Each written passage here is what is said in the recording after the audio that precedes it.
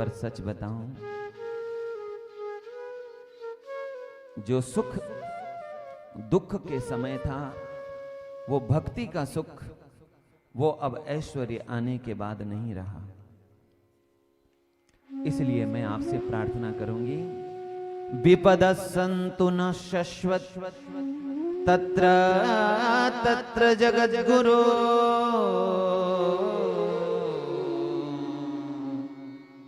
भवतो दर्शनम यत्स्या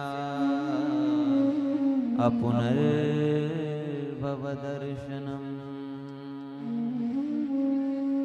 हे जगद्गुरु, आप केवल मेरे ही नहीं, आप जगत के गुरु हैं। मानो कुंती मैया ने यहां पर गुरु क्यों कहा?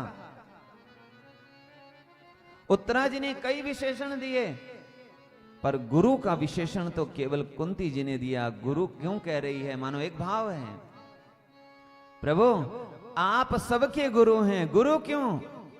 क्योंकि गुरु क्या करता है? बोले पहले तो दुख देता है। क्यों दुख देता है?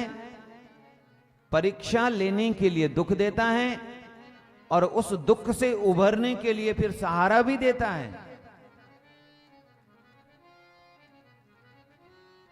जैसे कुछ लोग ट्रेनिंग में चले गए, मिलिट्री में चले गए, तो उनका जो अनुशासन बड़ा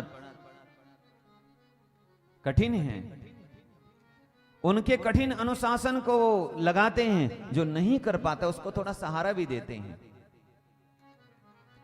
गुरु का कार्य है पहले तो दंड देना,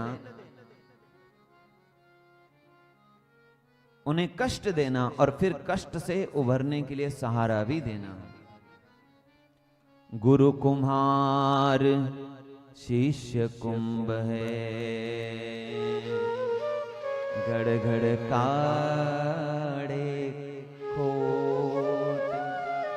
कई लोग कहते हैं, मैं एक और भाव नहीं कह रहा हूं, ये भाव इसीलिए कह रहे हैं क्योंकि ये जानना बहुत जरूरी है। प्रायः कुछ लोग भक्ति हम जब करते हैं तो हमें लगता है कि भाई भक्ति हमारे जीवन में आ गई है तो दुख क्यों है? भक्ति दुखों को दूर करती है, और यदि हम भक्ति कर रहे हैं तो फिर दुख क्यों? लोग भी आपसे कहते होंगे तुम भक्ति भी करते हो फिर भी दुख है तुम्हारे जीवन में, तो उसके अनेक उत्तर आपको मिले होंगे, अनेक समाधान आपको मिले होंगे, लेकिन ये समाधान हमें बहुत अच्छा लगता है। भाई